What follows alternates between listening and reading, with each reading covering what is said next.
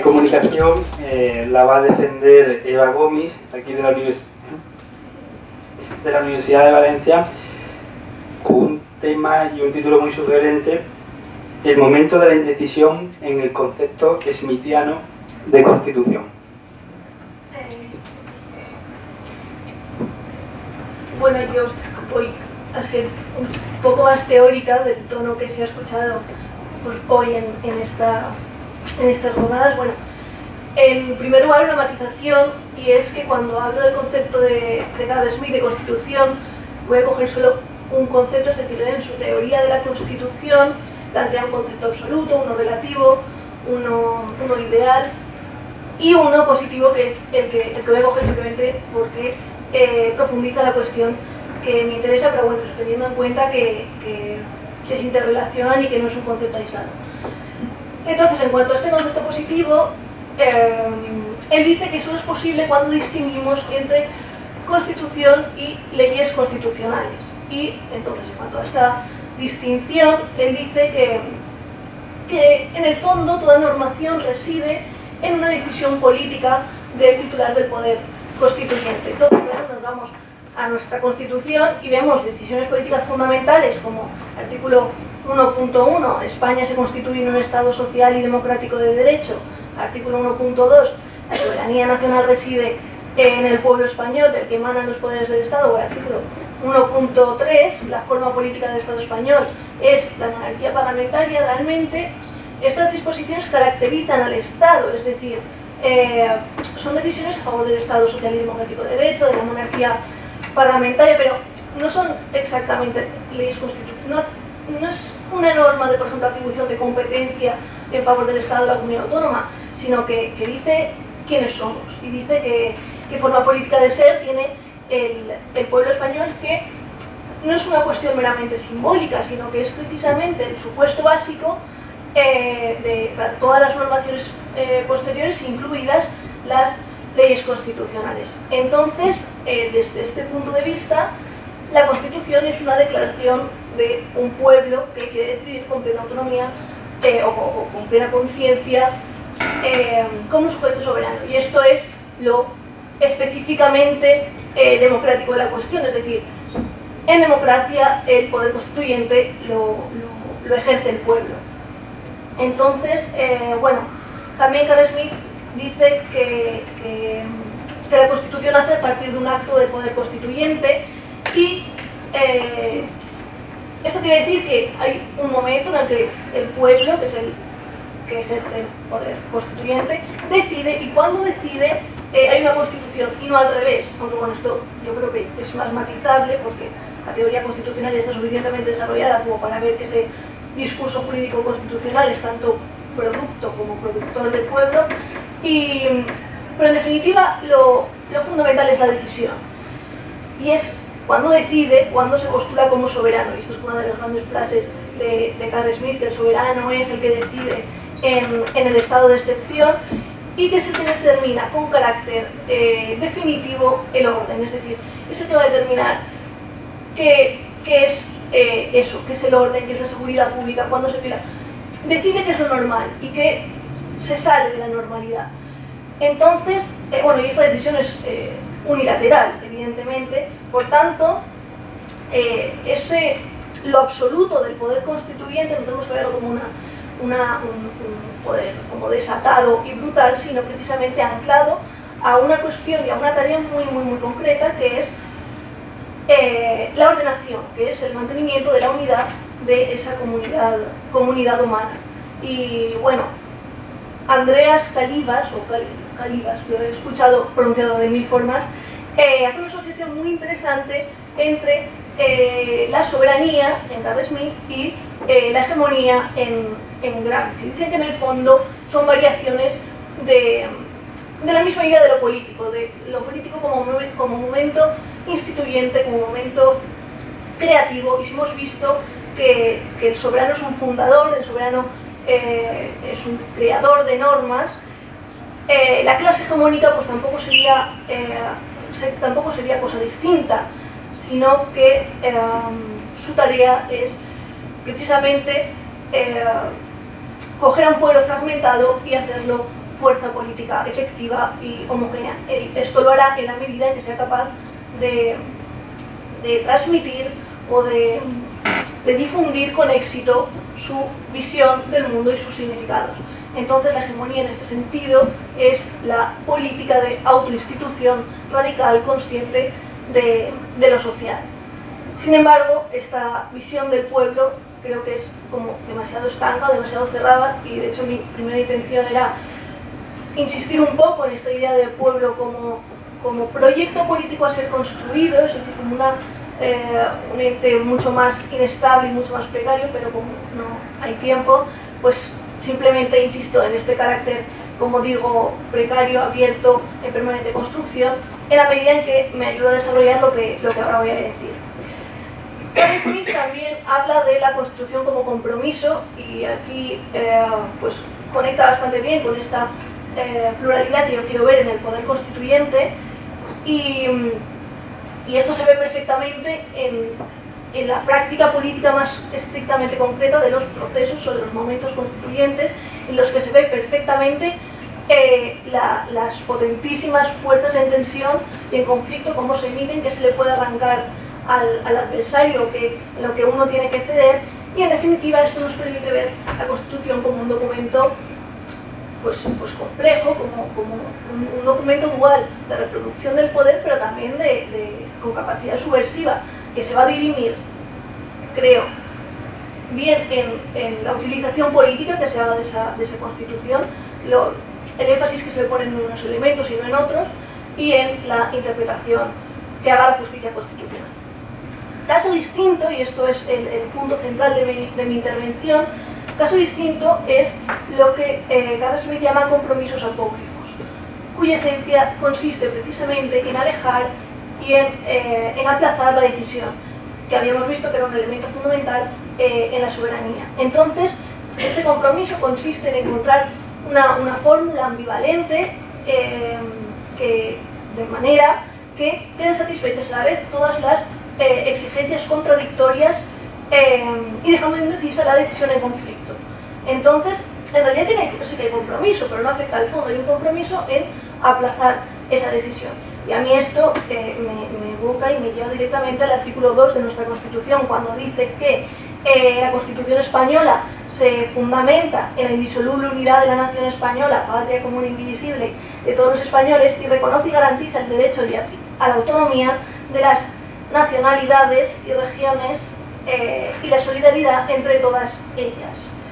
Que bueno, pues es un tema infinitamente debatido, pero es que ese nacionalidades, el constituyente naufraga un poco, o sea, no quiere decir naciones, pero es evidente y es una necesidad inminente por el proceso, por el momento histórico en el que se encuentra, reconocer el carácter diferencial de algunos territorios del Estado español. Tampoco dice cuáles, es decir, ¿por qué no se refiere concretamente a Cataluña o al País Vasco, a Galicia? Bueno, pues se encuentra una fórmula anfibiológica que puede ser apelada desde puntos de vista absolutamente contradictorios, que en definitiva no deciden quiénes somos, es decir, no perfila. Si una Constitución en definitiva dice quiénes somos, a qué tenemos derecho y cómo nos organizamos, no decide muy concretamente quiénes somos, lo cual va a tener implicaciones necesarias en el cómo nos organizamos. De ahí que no haya una lista de las comunidades autónomas, por ejemplo, en las que se organiza el Estado español. Claro, esto problematiza todo lo que habíamos dicho sobre el soberano, sobre la unidad en el momento de decisión, y que más allá de ver los crecientes inconvenientes que tiene en la práctica, creo que nos permite explorar algunas cuestiones interesantes. Bueno, por darle cierta coherencia, las he organizado en tres planos: un plano epistemológico, uno ontológico y otro teleológico. Y bueno, y la segunda parte del título de mi intervención, que no te lo he dicho, pero esto se correlaciona con ello. La segunda parte era correlación de debilidades y pueblo faltante. Entonces, desde un plano epistemológico, los compromisos apócrifos retienen lo que he denominado el efecto ejemplificación, es decir, son figuras que muestran de manera clara y evidente que lo político ha de ser visto como conflicto y como donde el antagonismo es un elemento vital en la construcción del sujeto popular. Entonces, desde este punto de vista, el conflicto ineradicable no hay que pretender buscar un momento de solución última, sino gestionarlo y compatibilizarlo con la democracia. Claro, esto a mí particularmente me lleva necesariamente y obligatoriamente a hablar de la noción de agonismo en Chantal Mouffe, que en 10 segundos toma la relación amigo-enemigo de Carl Smith, donde la existencia de uno implica la negación óntica del otro, y la reformula en una relación adversarial, de modo que al enemigo ya no se le destruye, sino que sus ideas se combaten, es decir, siguen habiendo dos proyectos hegemónicos, contradictorios, irresolubles, pero en el marco de un reconocimiento mutuo. En este sentido, los compromisos apócrifos son muy agonistas, es decir, plantean un marco de entendimiento común, pero no llegan a resolver el fondo de la cuestión. Y se deja a la discusión política posterior. Y bueno, ya por otro lado, explorando el aspecto ontológico y el aspecto teleológico, que yo creo que están muy relacionados, los compromisos apócrifos provocarían lo que llamo el efecto identificación y un efecto horizonte. Esto es, para el caso español, el profesor José Luis Villacañas, en una intervención a propósito justo del constitucionalismo español, dice, de una manera muy cruda, dice que el constitucionalismo español carece de cuerpo místico, es decir, no tiene una idea concreta de la comunidad, de comunidad existencial. Y esto, a mi modo de ver, la razón de esto radica en la existencia de diversas voces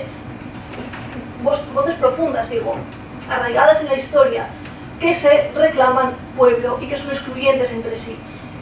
De modo que todas adolecen de una falta, es decir, todas presentan un vacío de pueblo faltante, todas presentan un vacío que no pueden, que les impide erigirse en representantes de la totalidad.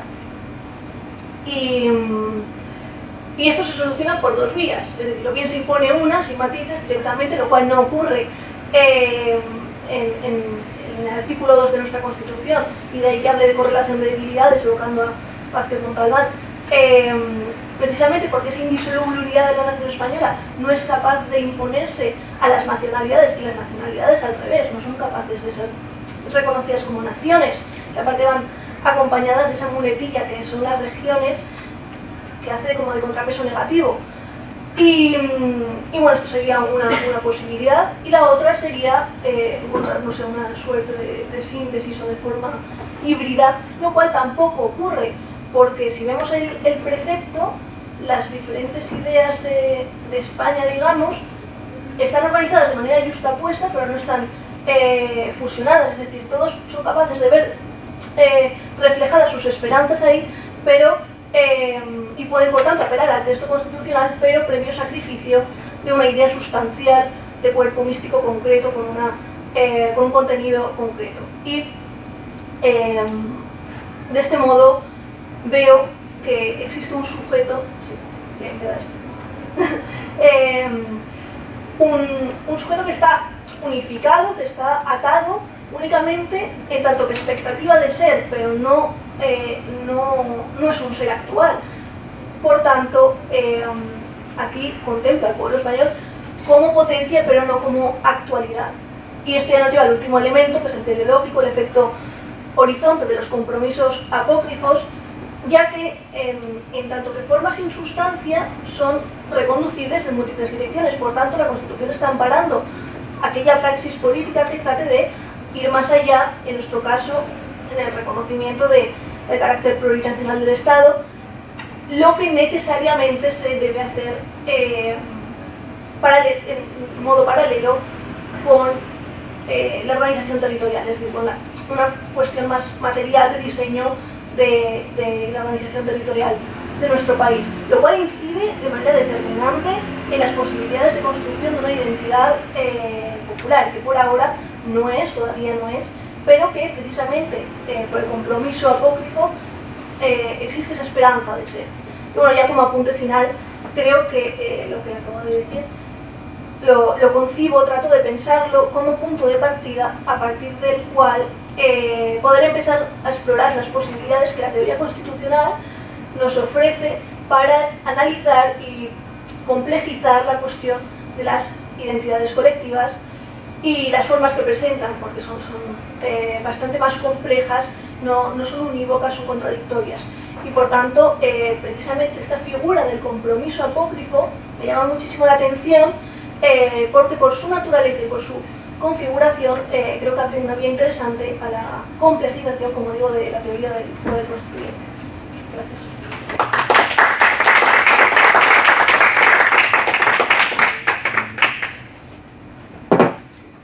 Muchas gracias, Eva. Muy interesante.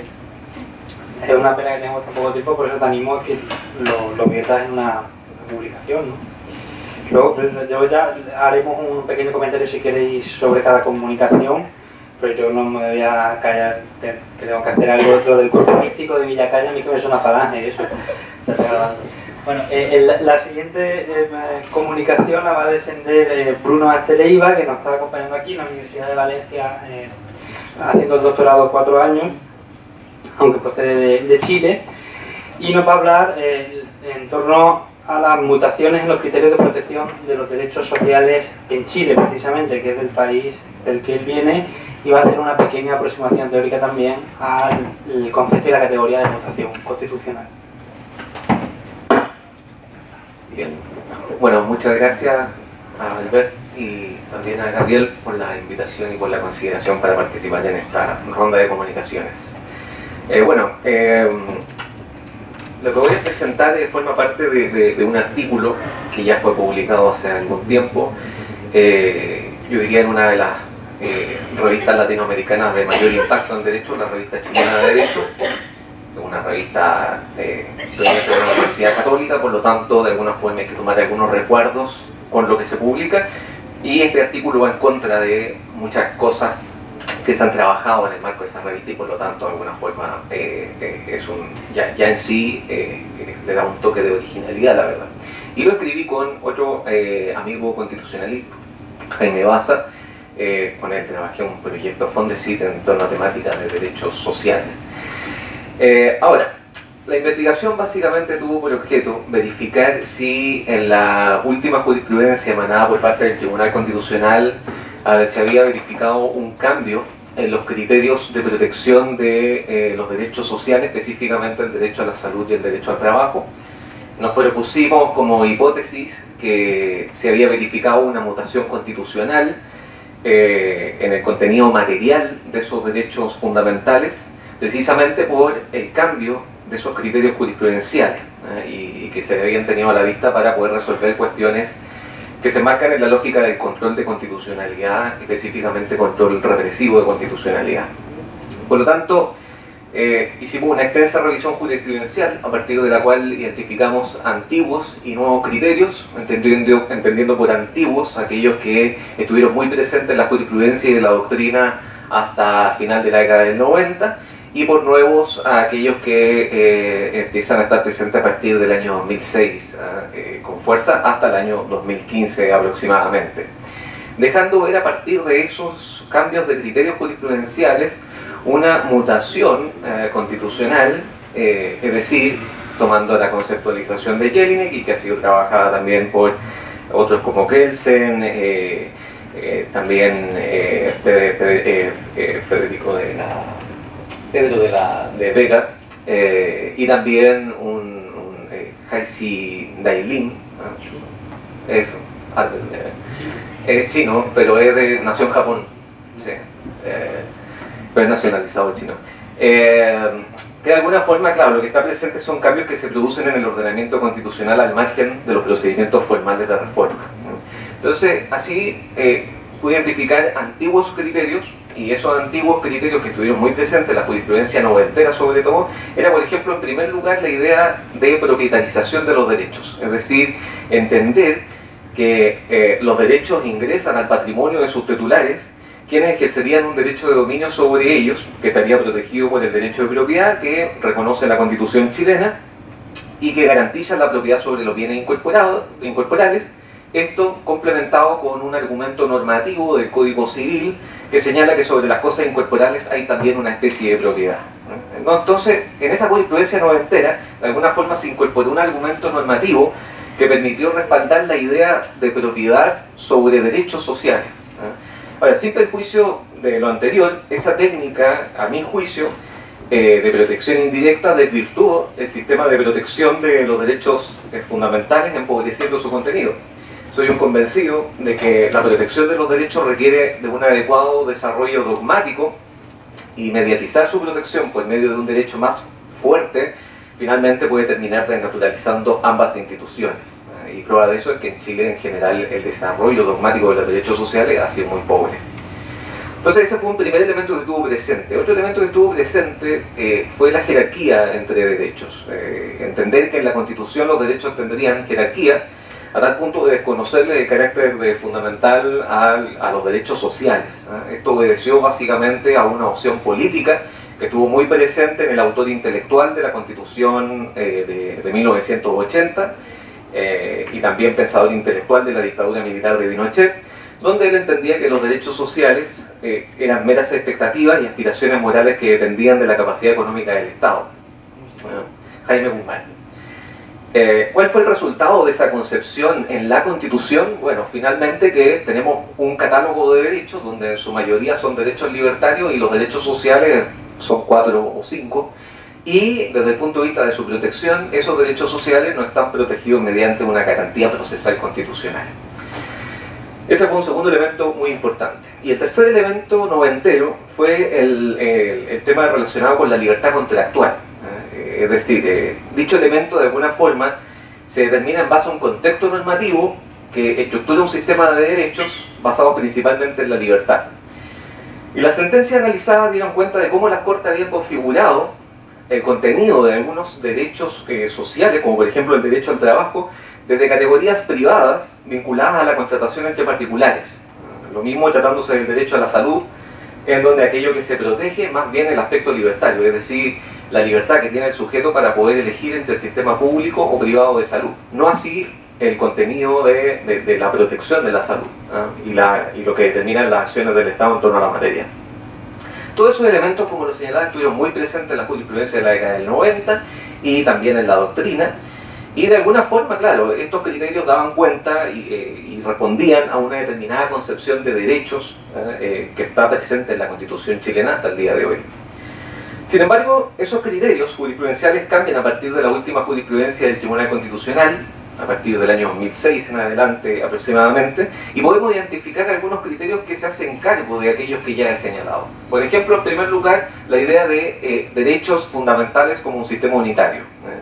Una de las clasificaciones más utilizadas y que estuvieron presentes en la opción política del mal llamado constituyente originario de no proteger los derechos sociales fue precisamente aquella que distingue entre derechos positivos y derechos negativos. Esa concepción, que estuvo muy presente en la jurisprudencia de los años 90, cambia. Por lo tanto, el Tribunal Constitucional entiende que entre esas categorías de derechos existen relaciones y no se trata de que algunos generen exclusivamente deberes de abstención o deberes de prestación. En esto, básicamente, pese a que el tribunal no lo hace, siguiendo los postulados, por ejemplo, de Holmes y Susten en su libro El costo de los derechos, la diferencia para ellos vendría determinada por el grado de interferencia estatal. Es decir, hay derechos preferentemente prestacionales y otros preferentemente de abstención. Pero ambas categorías de derechos comparten una dimensión común, por cuanto se trata de intereses protegidos constitucionalmente que requieren sin excepción de algún tipo de interferencia estatal para garantizar su libre y legítimo ejercicio. Todo de alguna forma requiere de una intervención estatal, hasta el ejercicio de derechos políticos, hasta también poder resguardar las esferas del derecho a la libertad de locomoción.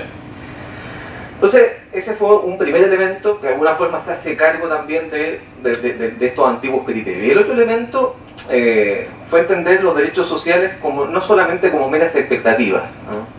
El TC, el Tribunal Constitucional chileno, entiende que los derechos sociales no son derechos de una naturaleza necesariamente distinta a los derechos civiles o políticos, aseverando que por lo tanto poner en práctica en duda su practicabilidad de realización es una idea confusa, porque aquí el tribunal dice esa reserva de lo posible lleva a sostener que la Constitución ha de ser desactivada a causa de la imposibilidad económica del Estado en tener que darle satisfacción.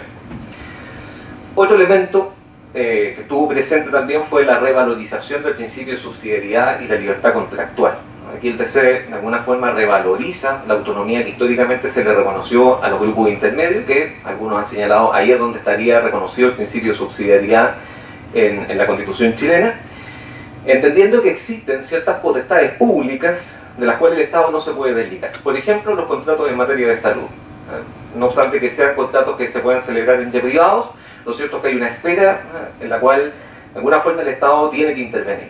Y así lo dice el Tribunal Constitucional, de alguna forma objetando el alcance de la autonomía de la voluntad de las partes, presente en el Código Civil, y reconoce que las relaciones entre privados deben respetar la normativa constitucional y especialmente los derechos fundamentales. Y aquí señalo, ante los cuales cede el principio de autonomía de la voluntad. Y dice, todas las cláusulas de un contrato deben orientarse a materializar el goce real y legítimo de dicho derecho, es decir, la protección de la salud. Por lo tanto, no todo está cubierto bajo la esfera de la autonomía de la voluntad de las partes, que es un elemento que estaba muy presente para poder regular las relaciones en el marco del ejercicio de derechos sociales, salud, educación o bien trabajo. Por lo tanto, se tratan de criterios nuevos que dejaron ver una mutación en la forma en cómo se entendió el contenido de esos derechos, que ya voy a llegar a eso. Ahora, sin perjuicio de esto, es importante detenerse en algunos puntos de conclusión que quiero destacar en torno al establecimiento de estos nuevos criterios. Y básicamente respondiendo a la pregunta, bueno, ¿qué significó el poder generar un cambio jurisprudencial en torno a la materia? Por de pronto, una ampliación del ámbito de protección de los derechos sociales, marcado por un débil reconocimiento y tutela en el texto constitucional. Así, el establecimiento de estos nuevos criterios, el Tribunal Constitucional revaloriza la posición de los derechos sociales en un intento de superar la visión y la caracterización que de ellos hizo la Comisión Ortúzar, creadora del proyecto político que después pasó a ser parte ya de la normativa chilena, porque se entabló como una constitución. Lo anterior considerando que la mayoría de los derechos fundamentales reconocidos en la Constitución son en su mayoría libertarios, con fuerte contenido económico, mientras que algunos derechos sociales se reconocen bajo un prisma de norma programática, sujetas en su contenido a un desarrollo legislativo posterior para su concretización. Por lo tanto, ahí hay un punto que quiero destacar, la ampliación del ámbito de protección de los derechos sociales. Segundo, apertura a la consideración de nuevos modelos de interpretación de la Constitución. Históricamente, los modelos de interpretación que se utilizaron en Chile, específicamente para poder interpretar derechos fundamentales o en la norma que reconoce derechos fundamentales, lo constituyeron en primer lugar el método tradicional. El método tradicional que básicamente recurre a las reglas de interpretación de la ley y que de alguna forma se configuran en base a categorías privatistas y se alejan de alguna forma de los elementos propios del derecho público. Y eso estuvo muy presente. Yo fui de los que de alguna forma estudió Derecho Constitucional, entendiendo que aquello que yo tenía que interpretar en la parte de derechos fundamentales se interpretaba de la misma forma de las normas que eran aplicables, por ejemplo, para interpretar la voluntad de las partes contratantes en un contrato de compraventa. Y eso de alguna forma se ve superado con estos nuevos criterios. En segundo lugar, supuso superar también el llamado originalismo, tan presente en la doctrina y jurisprudencia de la década del 90, método mediante el cual se intentó petrificar el contenido de la Constitución de Pinochet, al recurrir a la historia fidedigna para verificar el actual sentido de la norma sujeta a interpretación. Tal como indica Roberto Gargarella, de alguna forma utilizar un método originalista básicamente implicaría mirar hacia atrás, hacia lo que ya se dijo, y evidentemente que ahí se generan tensiones en torno a la actualización del contenido de la norma constitucional. Por lo tanto, la propuesta de esos nuevos criterios de protección se determinaron en la medida en que el Tribunal Constitucional fue capaz de apartarse de esos métodos de interpretación y se abrió a nuevas consideraciones, donde de alguna forma podemos ver un trabajo argumentativo que es mejor que aquel que estuvo presente en la Corte en los años 90. Y el tercer punto de conclusión es en relación con el ejercicio del poder constituyente vía reforma constitucional. Esos nuevos criterios que sistematizamos, en primer lugar, dan cuenta, y así nosotros apostamos por eso y lo argumentamos en el artículo, que si alguien lo quiere consultar, yo se lo puedo enviar, dan cuenta de una mutación en el contenido del derecho al trabajo y a la salud. En efecto, existe un cambio en torno a que esto ya no solamente se configuraría en la Constitución en su esfera libertaria, sino que aquello que estaría reconocido en la Carta Fundamental y que debería respetarse y protegerse sería no la libertad para poder contratar en materia laboral, sino que el trabajo mismo. No solamente la libertad para poder elegir el sistema público o privado de salud, sino que en definitiva las acciones de protección del Estado en salud. Y eso muta.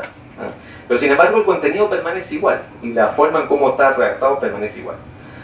También se verifica una mutación en torno al sistema de protección de esos derechos en el intento de superar la falta de protección mediante una garantía constitucional procesal como es la acción de protección que solamente resguarda el ejercicio de los derechos libertarios, no así de esos derechos sociales. Lo mismo en torno a la fuerza y forma de abordar, por ejemplo, el contenido de principios importantes, como por ejemplo la subsidiariedad y la libertad económica, a partir de las cuales se han configurado la base de la institucionalidad y el orden público económico en la Constitución. Ahora, por su parte, el cambio de esos criterios jurisprudenciales se efectuó a partir también de una resistencia al cambio constitucional vía reforma constitucional. Es decir, si bien la Constitución vigente ha sido la que más se ha reformado en la historia constitucional chilena, lo cierto es que hay algunas temáticas, como por ejemplo vinculadas a derechos, que ha resultado muy difícil de poder cambiar o de poder reformar. Así el mal llamado constituyente originario, que ejerció sus funciones en un contexto dictatorial de autoatribución del ejercicio de poder, estableció en la Constitución que crearon una serie de enclaves autoritarios que han dificultado llevar a cabo procesos de reforma constitucional, principalmente tratándose de temáticas que el sector político alineado con la Constitución de Pinochet desea mantener. Y esos enclaves autoritarios han sido extensamente desarrollados por un importante autor constitucionalista chileno, Fernando Atria, en su libro La Constitución Tramposa. No me voy a detener en ellos, pero básicamente sería presidencialismo exacerbado o reforzado, el poder descansando en la figura de una persona que tiene importantes prerrogativas en el proceso legislativo, el sistema de elección de parlamentarios, hasta hace poco tuvimos el sistema binominal, que no responde ni a la lógica de un sistema ni mayoritario ni proporcional, era algo raro. Y en tercer lugar, los saltos cubrieron de aprobación de leyes de reforma a la Constitución, donde no solamente es necesario contar con una mayoría, sino que es necesario contar con una supramayoría. A eso Fernando Atria lo denomina la Constitución tramposa, porque de alguna forma, para poder reformar la Constitución necesariamente requiere contar con el acuerdo de aquellos que están alineados con la Constitución de Pinochet. Y lo cuarto, el Tribunal Constitucional, que si bien ahora estamos valorizando todo aquello que estuvo presente en el Tribunal Constitucional y que yo creo que es digno de caracterizarlo, lo cierto es que en muchas ocasiones y atendiendo su integración es un órgano que ha sido capaz de meterse en el proceso legislativo mediante el ejercicio del control preventivo de constitucionalidad, lo cual incluso Fernando Atria lo ha denominado una tercera cámara en el proceso legislativo. En efecto, el fenómeno mutación constitucional, evidenciado a partir del análisis de la jurisprudencia del Tribunal Constitucional chileno en temáticas de derechos, responde a elementos de interpretación constitucional, pero además a lo dificultoso que ha resultado cambiar y reformar en democracia las bases y algunos elementos fundamentales de una constitución creada en dictadura y a espaldas de la ciudadanía. Muchas gracias.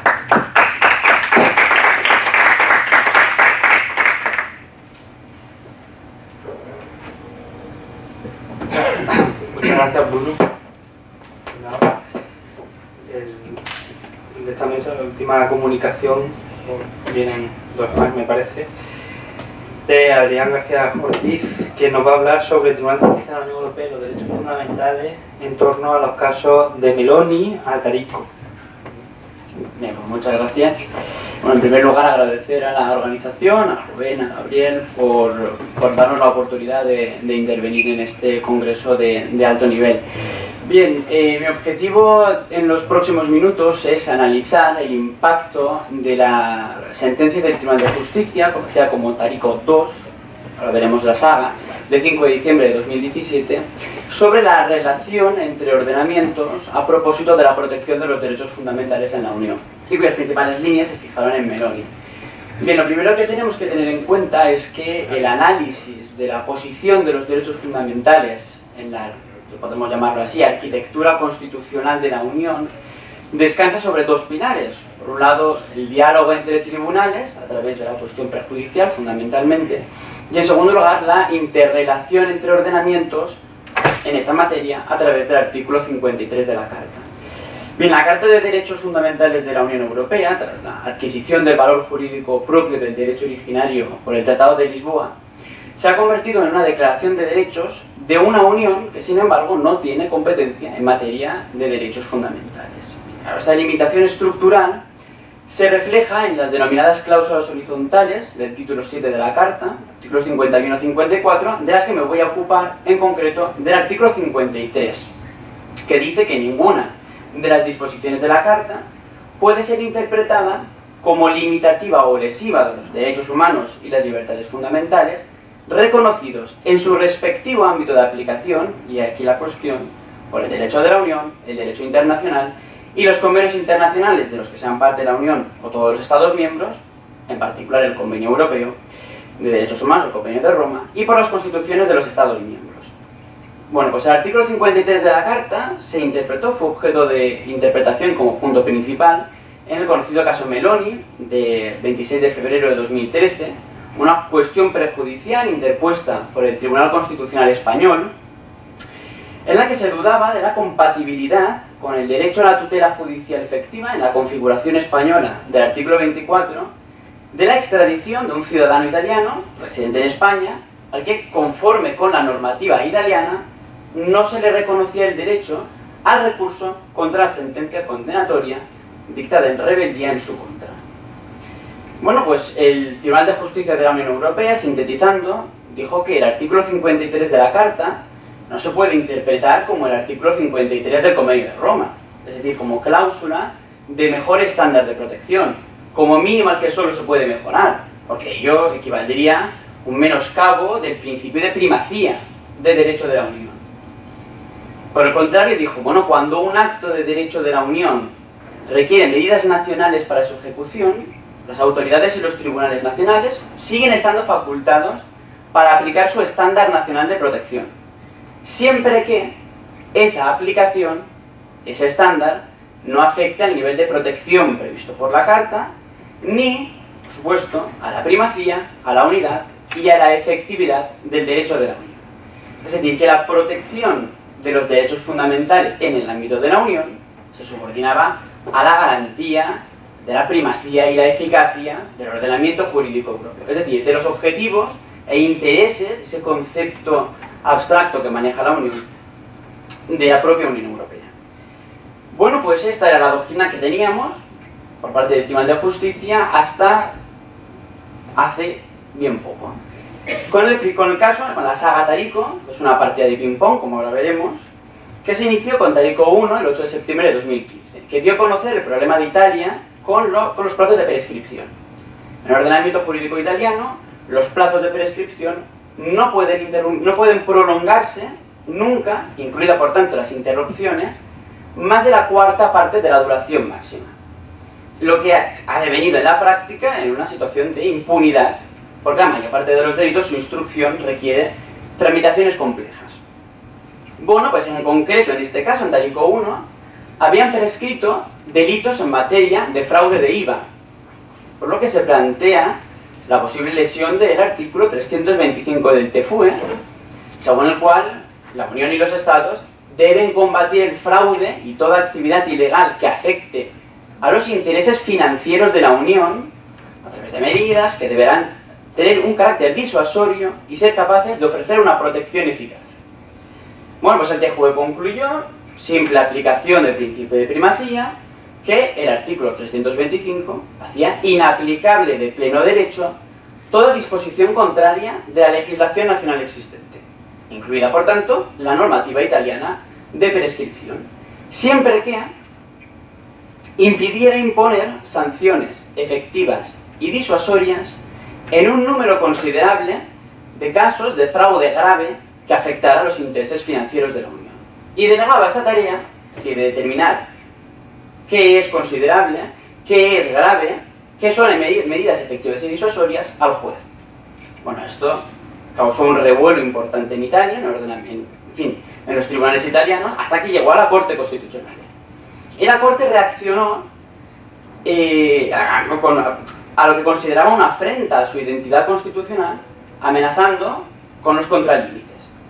Otra vez, su principal argumento era que en el ordenamiento jurídico italiano el régimen de prescripción tiene naturaleza sustantiva y no procesal, y por tanto se incluye en el principio constitucional de legalidad penal. Es decir, la Corte lo que decía es que ellos necesitaban el principio de legalidad. Lo que exigía era que en el momento de la infracción se pudiera conocer la infracción, la sanción y el plazo de prescripción.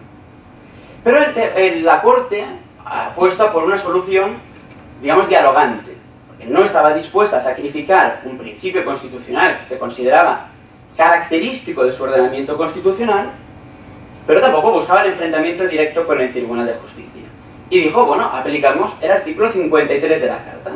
Incluir en el principio de legalidad penal el régimen de prescripción supone un nivel de protección de derechos más alto que el artículo 49 de la Carta.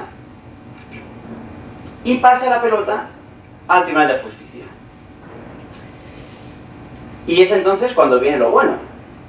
Contra las conclusiones del abogado general, que es el mismo abogado general que había realizado las conclusiones de Meloni y por tanto que propuso la aplicación de la doctrina Meloni, el TJUE dictará una sentencia, Tarico 2, diciembre de 2017, que quebrará la sacralidad de los principios de primacía y eficacia del derecho de la Unión. Reconoce ahora que, en efecto, ahora que lo sabe, el régimen de prescripción en Italia tiene naturaleza sustantiva. Y por tanto, si el juez nacional, otra vez el juez nacional, considera que el cumplimiento de su obligación de no aplicar las disposiciones del Código Penal controvertidas, es decir, si Tarico 1, si el cumplimiento de esa obligación, si él considera que vulnera el principio de legalidad de la ley penal, de los delitos y las penas, no debería cumplir dicha obligación. Y ello, dice, aunque su respeto permitía subsanar una situación nacional opuesta al derecho de la Unión. Entonces, con ello, el TJUE se está apartando de Meloni, aunque, en fin, como has comentado también en la literatura del TJUE, en el que se dice pero sin decirse, no cita a Meloni, ni cita tampoco el artículo 53 de la Carta. De hecho, es muy curioso, porque cita a una sentencia de Ackler-Fransson, a un apartado, dictada el mismo día de Meloni, y en ese apartado de esa sentencia, lo único que se hace es reproducir a Meloni. Por tanto, refleja, sin citar directamente esa sentencia, porque sabe el calado que tiene decir que me aparto de Meloni. Entonces, ¿por qué se aparta? Meloni lo que nos dice es que en la interrelación entre estándares nacionales de protección de derechos no se puede aplicar niveles de protección nacionales superiores a los europeos. Regla general. Excepción. Bueno, cabe la aplicación del estándar nacional si concurren dos requisitos. Primero, que no exista en derecho de la Unión ningún nivel de protección homogéneo en la materia. Y segundo, que ese estándar nacional no afecte a la primacía, a la unidad y a la efectividad del derecho de la Unión. Apliquemos esta regla a Tarico 2. Se cumplen los requisitos de la excepción. Primero, no existe en derecho de la Unión una armonización en materia de prescripción de las infracciones y las sanciones.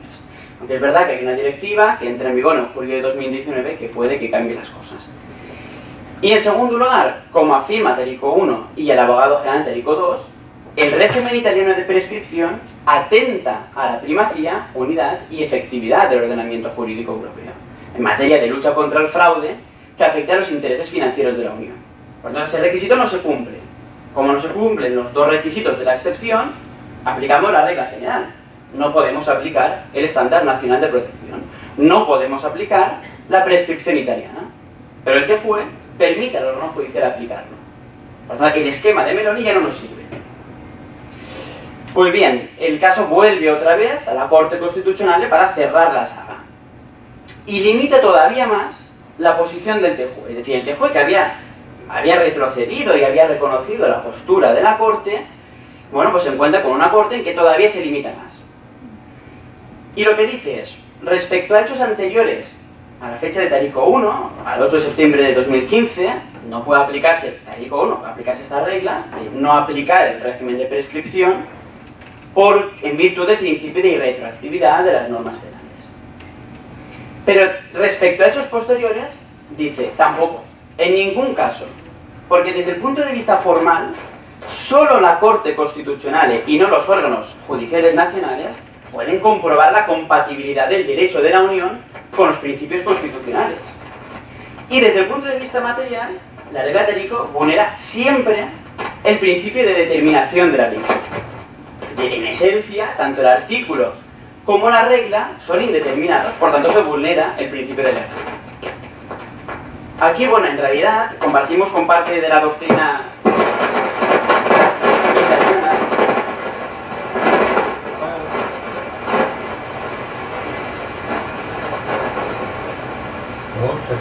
Bueno, sigo. Sí, sí. Sí, sí.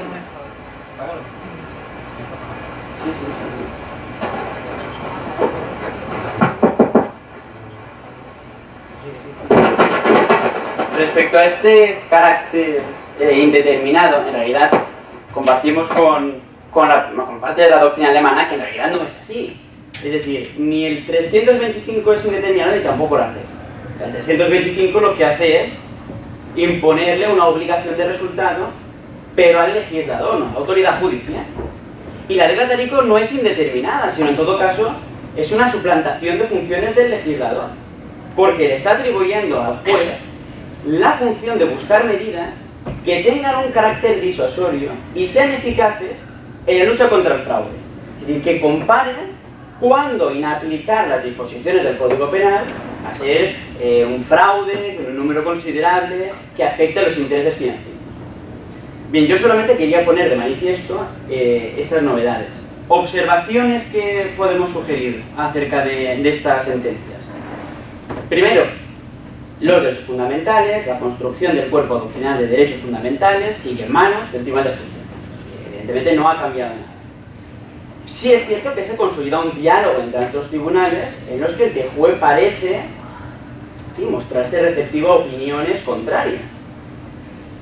Pero sobre todo es que con Tarico 2 parece que el TJUE parece reconocer que los principios de primacía, de unidad y de efectividad del derecho de la Unión, característicos del mismo y baluarte de su supervivencia, ya no pueden garantizarse en todo caso, y sin excepción.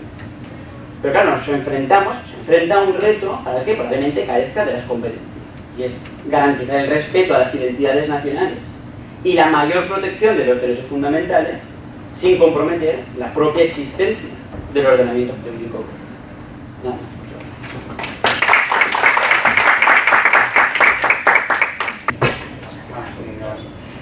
Bien, pues creo que tiene una serie también. Tiene un micrófono, pero... Bueno, pues ya estamos terminando. El último panel de comunicaciones lo va a comentar Xavier Gamel sobre la quiebra del empleo como garantía de subsistencia, el derecho de existencia más allá del trabajo. ¿Vale?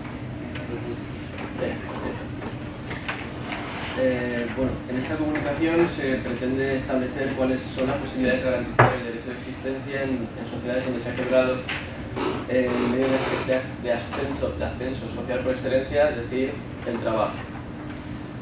A partir de los años 70 se produce una fractura respecto a la magnitud del valor entendido como cantidad de trabajo socialmente necesario, y esto implica que el trabajo ya no aparece tanto recluido en el proceso de producción, sino que más bien el trabajador se comporta como un supervisor y regulador con respecto al proceso de producción mismo. Esto lo escribió ya Marx en los Volumen Gris. Partiendo de esto voy a intentar responder a las siguientes preguntas. ¿Cómo se rigió el trabajo en la Europa de posguerra? ¿Cuáles fueron los principales cambios que se produjeron en el capitalismo como sistema histórico y en los sujetos productivos durante los años 70 y 80? ¿Qué se ha intentado hacer en el llamado nuevo organismo latinoamericano y si existe o no alguna alternativa para Europa. Bien, en el periodo posterior a la Segunda Guerra Mundial y hasta 1968, que es cuando se empiezan a producir transformaciones profundas, encontramos que desde el punto de vista del proceso de trabajo existía una fuerza de trabajo abstracta respecto a la actividad industrial y reorganizada mediante el taylorismo. Se produce la inserción de grandes masas de trabajadores descualificados en procesos de trabajo extremadamente alienantes y complejos.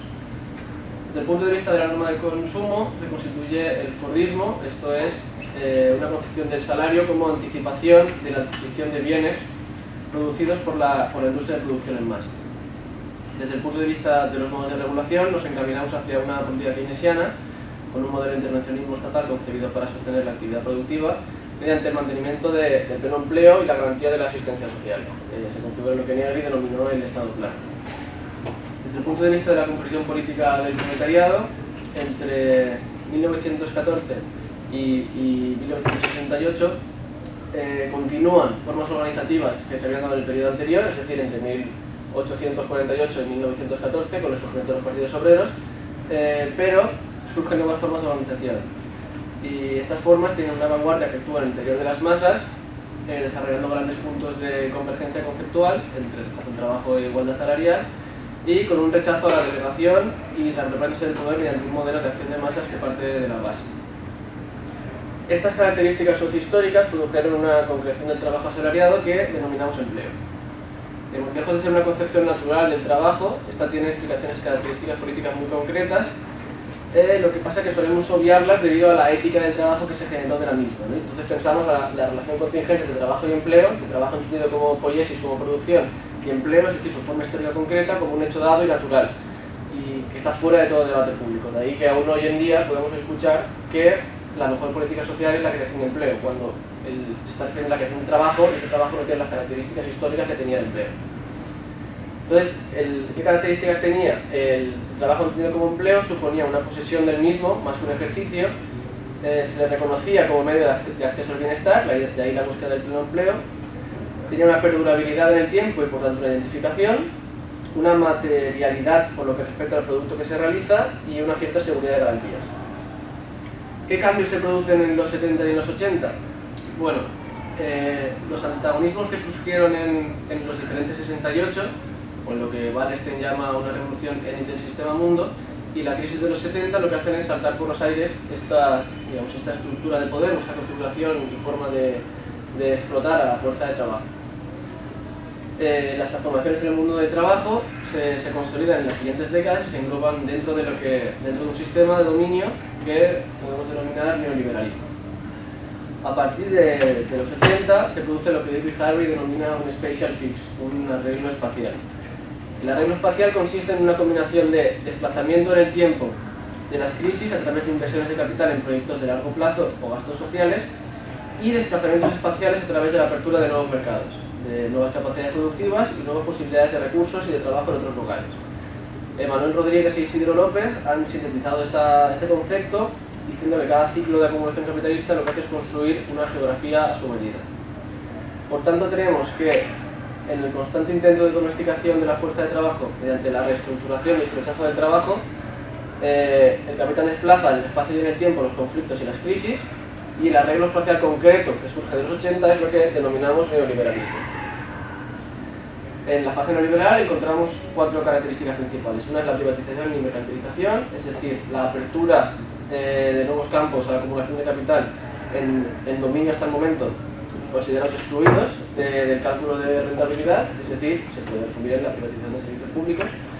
Una financiarización con marcado carácter especulativo, la deuda como mecanismo de control político de los estados y redistribuciones estatales de abajo a arriba. Bueno, después del 68 se quiebra el devenir clase obrera que había realizado el proletariado. Es decir, se produce el proceso inverso de proletario a obrero, ahora es de obrero a proletario. Y por tanto, esto supone una tercerización, una socialización y, para la redundancia, una proletarización del obrero. Digamos, si el obrero más había producido la crisis con las luchas de fábrica, el antagonismo de los nuevos sujetos extiende la crisis al conjunto de la sociedad. Los rasgos principales de este sujeto son los procesos de trabajo están cada vez más radicalmente condicionados por la automatización de la fábrica y la informatización de la sociedad, y por tanto el trabajo productivo pierde su centralidad. Las normas de consumo vuelven a remitirse a opciones definidas por el mercado y surge un nuevo individualismo que dispone de los medios para expresarse. Los modelos de regulación se definen a lo largo de líneas multinacionales y la regulación asume dimensiones monetarias que cumplen el mercado mundial, y se configura lo que Negri denominaba el estado crisis y el estado empresa, y su composición política es social, como también lo es el territorio en el que reside. Entonces es abstracto, inmaterial e intelectual si atendemos a la sustancia del trabajo, a lo que produce, y es polivalente y móvil si atendemos a su forma. Entonces, ¿en qué se concreta esto? Bueno, el sociólogo Jorge Moruno ha estudiado cómo la publicidad ha estado basando sus mensajes en elementos marcadamente 68istas, convirtiéndose en un claro ejemplo de que la práctica social se vuelve fuerza productiva.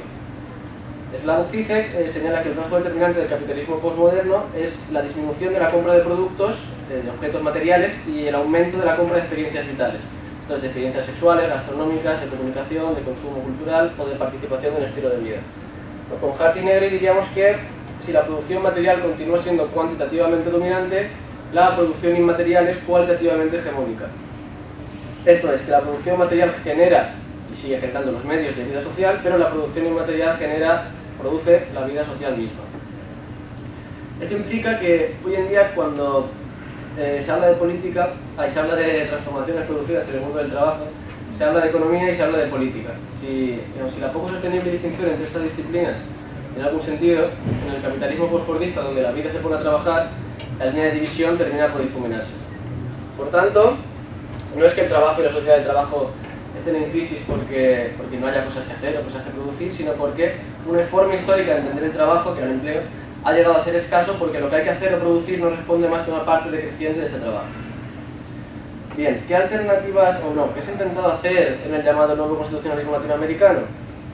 Vale, puesto que en esta comunicación no se pretende realizar un análisis minucioso de las constituciones latinoamericanas ni establecer una especie de política comparada entre diferentes procesos constituyentes latinoamericanos, lo que voy a hacer es enumerar un conjunto de características y rasgos generales de las constituciones, de la Constitución venezolana del 99, de la boliviana de 2009 y de la ecuatoriana de 2008.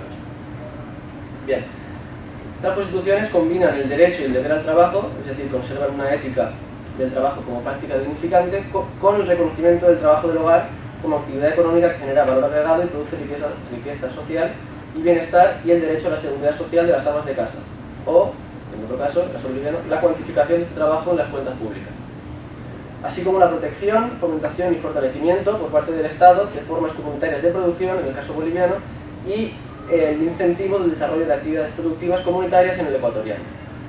Bien, prestan especial atención a la refundación de sus estados, puesto que no se había desarrollado una institucionalidad rígida, sino más bien oligárquica.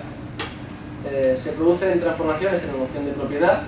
Pudiera pensarse que la constituyente de estos tres países defendiera ampliar, a un punto de vista, digamos, por un margen ilimitado, el espacio de lo público frente a lo privado para dar respuesta al conjunto de demandas que surgieron en los ciclos de protesta respectivos, pero lejos de esto, las tres constituciones lo que reconocen son diferentes tipos de propiedad: la pública, la privada, comunal o comunitaria, y la cooperativa, y sí que asignan al Estado el papel de coordinador general entre dichas propiedades.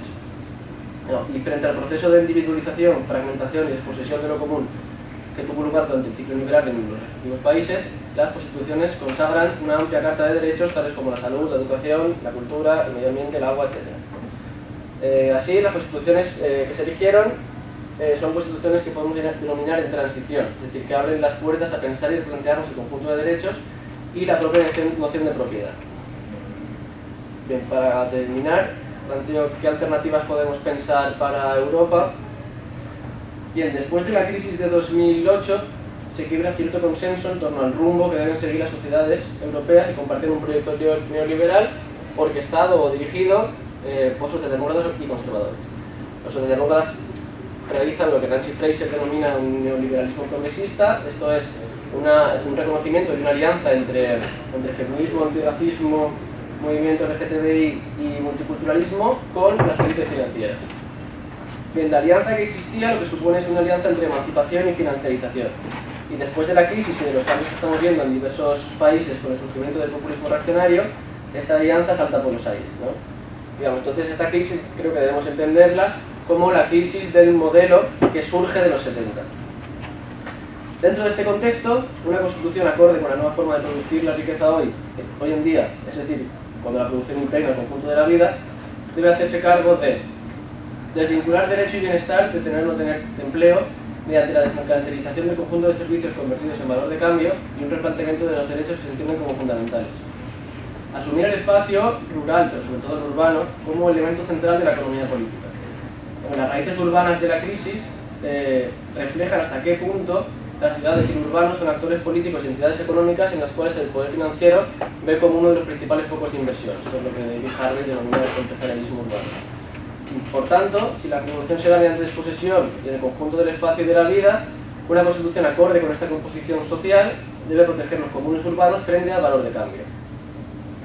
Pasar de constituciones que buscan el pleno empleo, puesto que, por los cambios que hemos nombrado, esto ya no se da, a constituciones que busquen el bienestar, sociedades de bienestar y de buen vivir. Reconocer la producción común que se da en nuestras sociedades y abandonar, de manera más o menos progresiva, la identificación de trabajo como empleo, puesto que el trabajo que se genera no tiene las características antes mencionadas que tenía el empleo.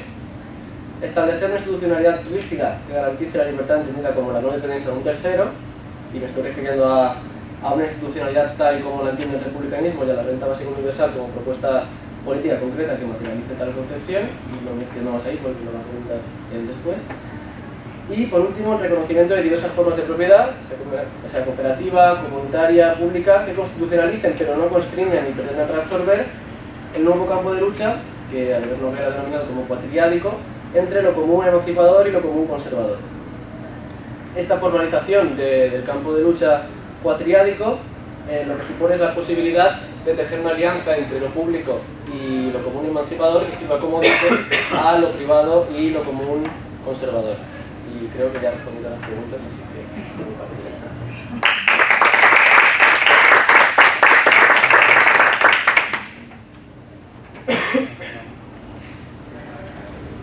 Como ya no tenemos megafonía, bueno, ya la última comunicación del Congreso, por tanto, tienen el honor de cerrar el Congreso. Está a cargo de Sal Calafat, que nos va a hablar sobre la libertad republicana ante la crisis de la sociedad del trabajo. Bien, habíamos planteado en cierta forma las ponencias complementarias, entonces mi compañero ha hablado de lo que ha sido la crisis de la sociedad del trabajo, entendida como empleo, y yo hablaré de cuál es, desde un punto de vista republicano, la solución o las respuestas políticas que se pueden dar, entendiendo así la renta básica como parte de una tradición republicana. Bien, he dividido la ponencia en dos partes, cada una tiene dos partes, intentaré ser breve y rápido. La primera es referente a esta tradición republicana que he dividido entre la libertad republicana en la antigüedad y la libertad republicana en la modernidad, y luego el punto 2 es una propuesta desde el republicanismo para afianzar la libertad, donde hablaré de la renta básica. Entonces, hipótesis. Partiendo de la hipótesis de esta ponencia, a saber que el republicanismo puede ser un marco jurídico-político adecuado para avanzar hacia una sociedad más justa e igualitaria, planteamos las siguientes preguntas que se tratarán aquí. ¿Puede la libertad estar extendida a las condiciones materiales? Ante la crisis de la sociedad del trabajo, ¿cómo debe ser la respuesta emancipatoria? ¿Es posible una ciudadanía republicana en el siglo XXI? ¿Es la renta básica el instrumento correcto para corregir las desigualdades generadas por el capitalismo? Muy bien. En lo que respecta a la tradición republicana, me baso sobre todo en la escuela organizada en torno a la revista Sin Permiso, que tiene como referentes principales al ya fallecido Antonio Domene, María Julia Bertomeu o Daniel Raventos, que ha trabajado sobre todo el tema de la renta básica. Muy bien. Entonces, para ir entrando en la materia, nos encontramos por una parte con una recuperación por parte de la escuela de Sin Permiso de las teorías de los clásicos grecolatinos sobre la libertad. Esos vergonzantes ecos de la antigüedad a los que se refería Nietzsche cuando hablaba de las revoluciones francesas y norteamericanas, como que estarían basados en esas legislaciones de la antigüedad y por tanto eran herejías de la civilización en Occidente. ¿Cuáles son esas legislaciones de la antigüedad? Bueno, fundamentalmente la Atenas de Pericles, que culminó un proceso democratizador que inició Solón y cuyos siguientes legisladores fueron Clístenes y Afialtes, y esto tiene su plasmación luego en las legislaciones de la República de Roma a partir de 287 a.C. Entonces tendríamos a su vez dos concepciones antagónicas. un republicanismo democrático y otro oligárquico, que sin embargo coincidirían en algo fundamental, la perspectiva de que la propiedad es condición de la libertad. Los democráticos, siendo consecuentes con esto, entendían que para que todo el mundo fuera libre y por tanto pudiera participar en la vida política, es decir, para que fueran ciudadanos, era necesaria una redistribución de la riqueza. En cambio, en consecuencia de los oligárquicos, está en que precisamente porque no todo el mundo tenía propiedad, no todos podían participar de la vida política, no todos eran ciudadanos, no todos tenían derecho a tener derechos. Esto quiere decir que la libertad tiene unas bases materiales. La independencia civil, que no está sometida a un tercero, es la base de la libertad. En este sentido se desarrolló el derecho romano, tal y como nos cuenta Domenech en su libro El eclipse de la fraternidad. Nos dice que la tradición ius republicana romana construye dos tipos de derechos, los que podríamos llamar constitutivos y los que podemos llamar instrumentales. La mayoría de derechos son instrumentales, se pueden alienar, vender, comprar, regalar, como el derecho a apropiar de un esclavo o sobre una vaca o una casa. Pero habría un núcleo duro de derechos que no se puede alienar, porque en algún sentido de la palabra son constitutivos. Por lo pronto, la libertad del ciudadano, el derecho de ciudadanía, es inalienable. Un contrato voluntario de esclavitud entre libres sería de naturaleza jurídica errática, y por lo mismo nulo de pleno derecho. Ningún ciudadano libre puede regalar o vender su libertad. La ciudadanía republicana no es una mercancía. Por eso, quedaban excluidos de la ciudadanía todos aquellos que dependían de otra persona de alguna forma. Es decir, en términos del derecho romano, alien y iuris. Tengamos el caso de los esclavos, las mujeres o los niños. Y fueron los escritores latinos los que con más intensidad denunciaron que la corrupción de las instituciones republicanas está vinculada con la existencia de plebeyos que eran fácilmente corruptibles. Ahí está Cicerón, es el modelo de un republicanismo que mira hacia abajo para encontrar a los culpables de la invirtuosidad de las instituciones, o el propio Aristóteles, por su parte, cuando llamaba a la democracia el gobierno de los pobres, captándose su propia incapacidad para gobernar la polis. Esto nos lleva a explicar que lo que se desprende necesariamente de la necesidad de independencia civil para la ciudadanía son instituciones que garantizan unas condiciones materiales para ejercerla, y para que éstas puedan funcionar no pueden ser corruptibles. Entonces no pueden existir poderes privados capaces de disputar con posibilidades de éxito a la República el derecho de esta a definir el bien público. Esto significa, según Lainez Candey, que para el republicanismo, tanto las cuestiones de orden psicológico y moral como las de virtud o de justicia distributiva siempre van aparejadas a consideraciones de tipo institucional, esto es, a una concepción comprensiva que tenga en cuenta las bases o el contexto sociomaterial en que se discuten estas cuestiones. El que los plebeyos o los pobres libres puedan autogobernarse y su gobierno no derive en demagogia tiene que ver, por tanto, con un marco institucional apropiado, y no una supuesta naturaleza humana inherente por la que unos pocos podrían gobernar y otros no. En resumen, la tradición republicana siempre ha partido de una sociedad civil distinguida en clases. Ya para acabar este apartado, creo que es interesante reseñar una cosa que decía Otto von Bismarck cuando se refería al derecho romano como la causa de la revolución moderna en Occidente. Pues las raíces de esta revolución eran más viejas y había que buscarlas en la recepción del derecho romano en el Occidente medieval. Este derecho romano tendría como, podemos señalar, tres características principales: que es absoluto, que es indivisible y sobre todo que es inalienable, lo que hace jurídicamente imposible la autosumisión voluntaria a otra voluntad. Rápidamente, la libertad republicana y la modernidad. Lo que he intentado aquí es establecer que lo que genera esta modernidad es la confusión entre la igualdad jurídica y la igualdad política.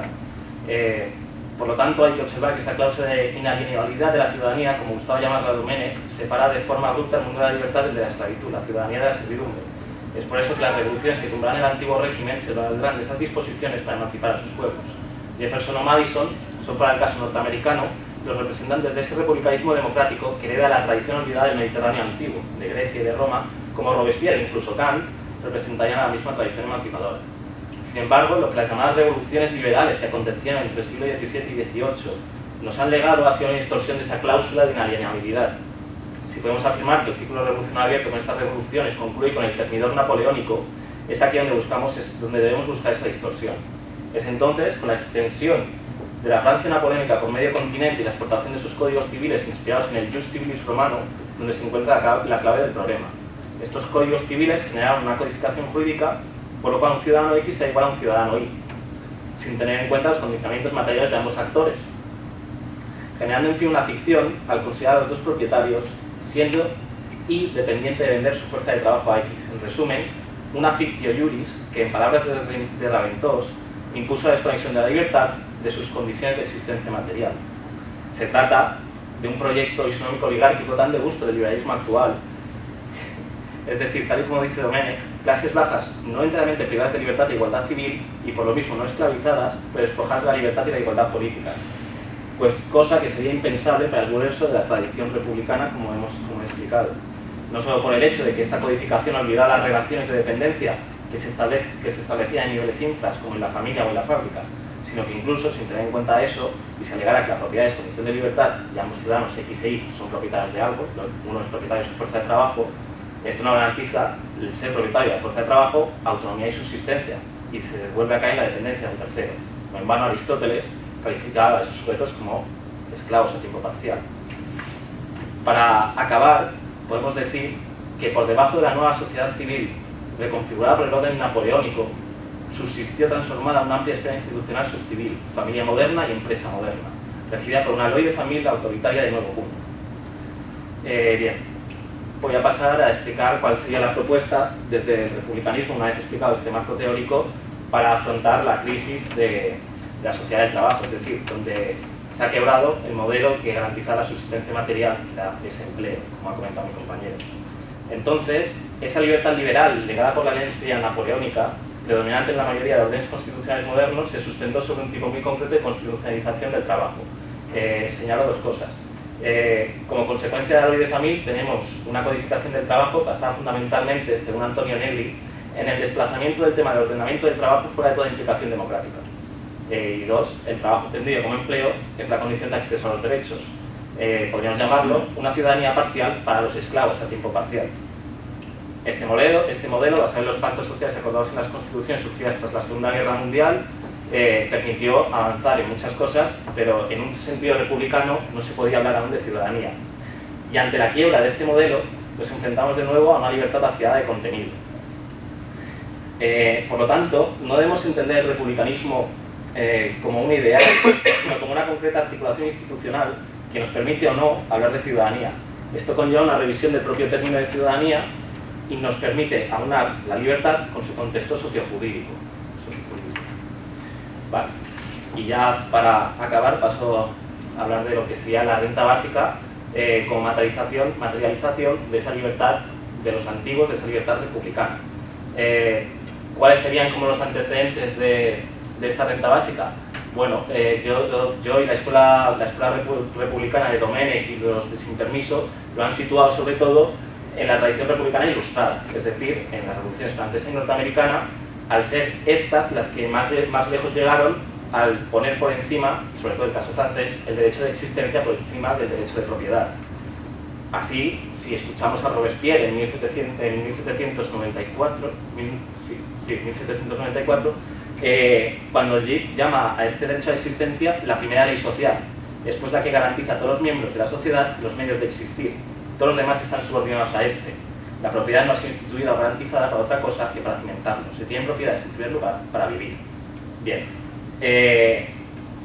Volviendo a la actualidad, han sido Daniel Raventós y Philippe Amparis los que más han estudiado cómo funcionaría la renta básica y qué sería. Bueno, pues según estos autores se trata de un ingreso monetario concedido universal e incondicionalmente a todos los ciudadanos por el mero hecho de serlo, que garantizaría grados relevantes de independencia material y por lo tanto la capacidad para decidir libremente.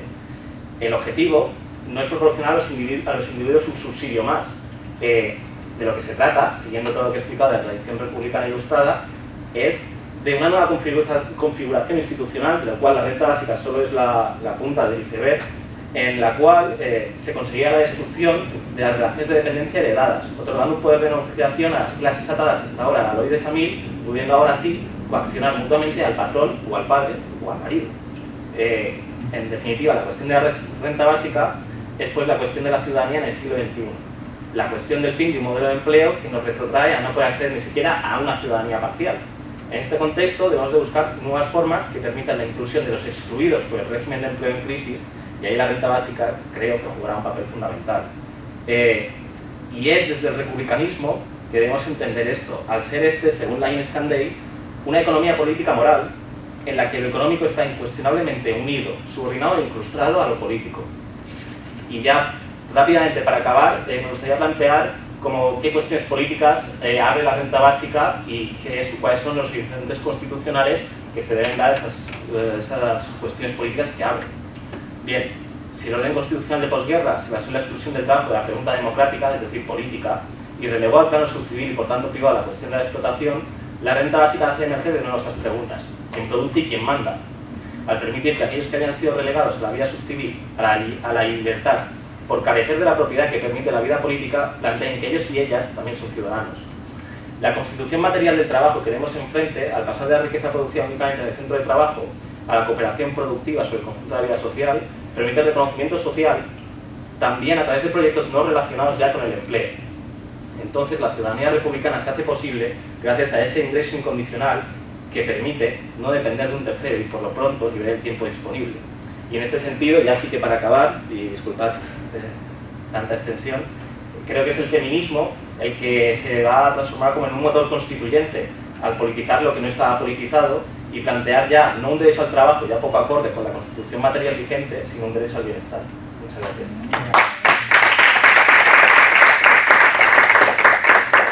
Aparte, sí, es verdad que se complementan muy bien y de nuevo animo a publicarlo en esa tendencia que hay ahora, que a mí me encanta, de volver otra vez a los conceptos y a las categorías antiguas, se están volviendo a explorar, incluida la propia democracia griega. Ahora, de hecho, me ha recordado que estoy trabajando sobre la influencia, un artículo divulgativo sobre la influencia de determinadas ideas de la República Romana en Jefferson. Una temática muy interesante que digo que se relaciona muy bien y que supone el colofón y el dintel de honor, como se decía antiguamente.